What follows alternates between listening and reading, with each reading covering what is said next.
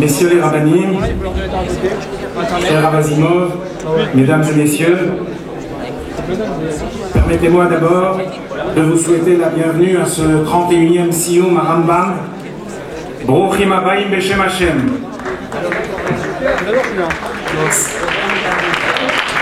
C'est un jour de joie immense, car nous allons solennellement, Berov Amadrat Melech, fêter la conclusion de l'étude de toute la Torah, le Mishneh Torah. Comme son nom l'indique, le Mishneh Torah est le seul ouvrage qui rassemble en lui l'ensemble des lois de notre Torah. C'est un livre unique, écrit par un personnage unique. Étonnantes sont les marques d'admiration et de vénération dont le Rambam a été gratifié. Jamais un maître n'a été aussi adulé que Rabbi Moshe ben Maimon.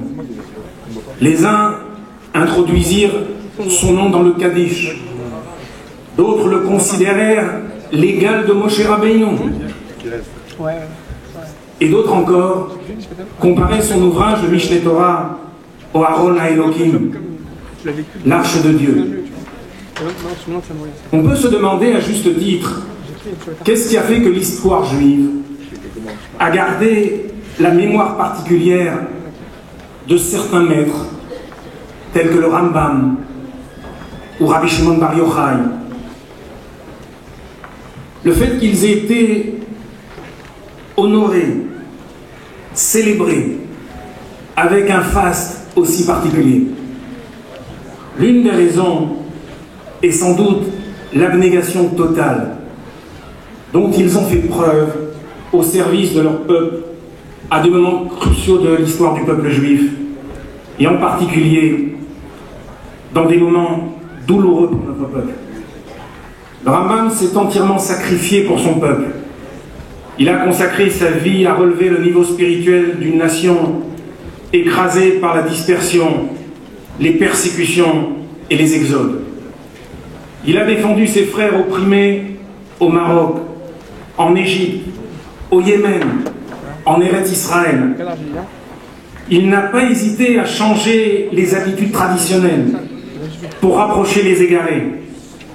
C'est ainsi qu'il prit le risque d'écrire des ouvrages dans un style philosophique afin d'apaiser les esprits de ceux que la civilisation arrogante de cette époque avait perturbés. Le Rambam, sachant qu'il y allait de l'intérêt de ses frères, n'a pas hésité à révolutionner les esprits, à secouer les habitudes, au mépris parfois de son honneur. Car si le Rambam a été vénéré, il a également été critiqué et combattu. Si à Lunel, en Provence, on glorifiait le Rambam, à Montpellier, on fit brûler les livres du Rambam en les dénonçant aux prêtres catholiques. Ce qui malheureusement donna de bien mauvaises idées aux non-juifs qui, 9 ans après, ne brûlèrent pas seulement le Moreh Nevuchim ou le Sefer Hamada, mais le Talmud et ses commentaires. Le Rambam est ce géant qui a réussi à soulever toute une nation qui risquait de sombrer dans le désespoir et l'assimilation. Les Juifs étaient là des humiliations et des persécutions religieuses.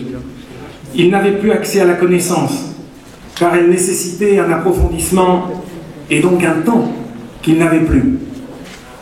C'est alors que le Rambam prend le taureau par les cornes et décide de lier les Juifs à la Torah en les réconciliant avec le goût de l'étude.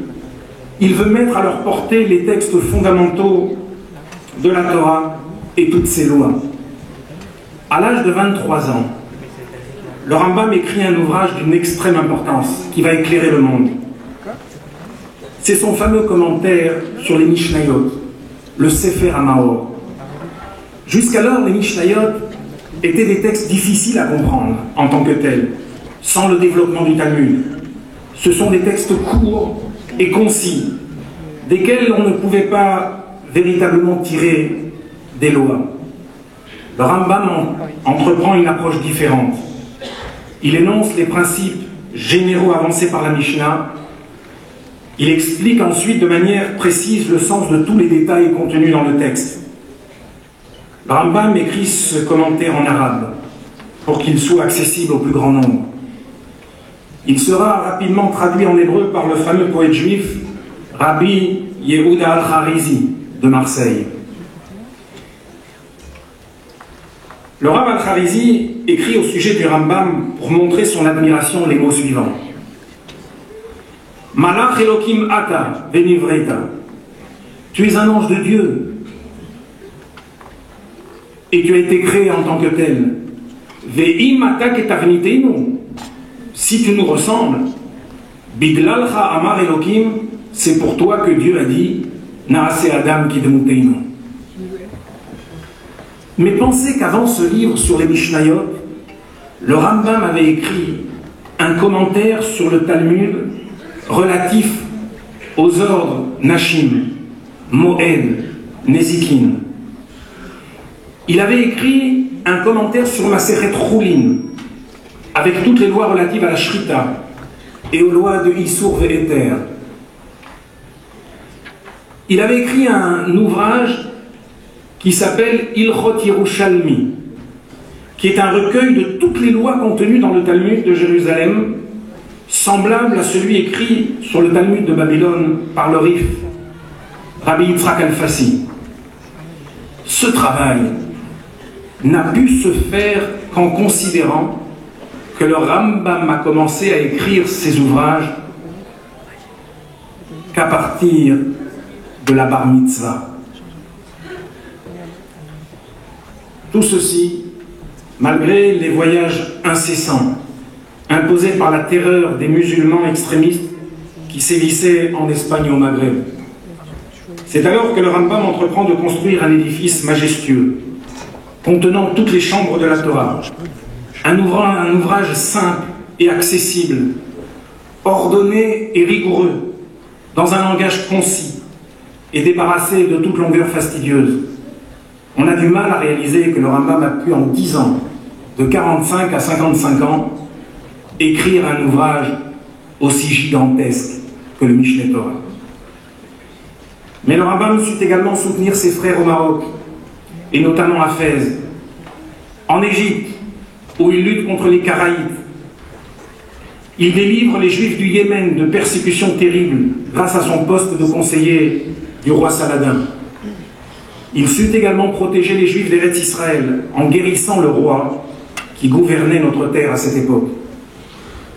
Comment, chers amis, ne pas être frappé par la similitude flagrante entre le Rambam et le Rabbi?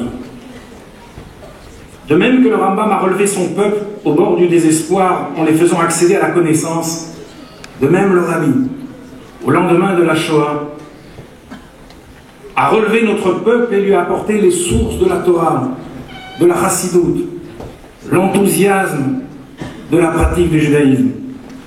À l'instar du Rambam, il n'a pas hésité à bousculer les habitudes, à changer les comportements pour aller au-devant des autres.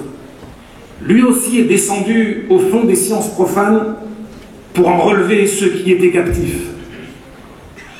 Ceci également parfois au mépris de son honneur, envers et contre toutes les critiques et les incompréhensions. Tous deux ne se sont jamais prosternés, à l'image de Mordechai. À tous deux, au Rambam et au Rabbi, s'applique le verset Mishneh la Melech Achashverosh, Gadol la Yehudim, Ratzum lerovechav, Dorer tov le'amo, Vedoresh shalom lechol zaro. Le Rabbi a été Doresh shalom lechol zaro, en nous offrant l'opportunité d'étudier le Mishneh Torah et d'avoir accès à toute la Torah. Chers amis, en décidant dès à présent de nous renforcer dans l'étude du Rambam, selon les 3 possibilités qu'il nous a proposées, 3 chapitres par jour, 1 chapitre par jour, ou bien l'étude du Sefer HaMitzvot, nous nous attacherons à ces grands aigles, Nesharim Gedolim, qui nous hisseront très haut vers les hauteurs spirituelles et la réussite matérielle, jusqu'à ce que se réalise enfin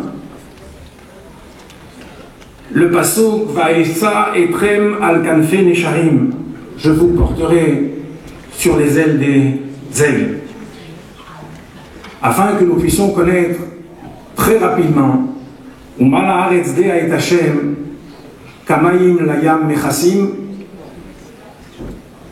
La terre sera remplie de la connaissance de Dieu comme l'eau recouvre les mers. Merci.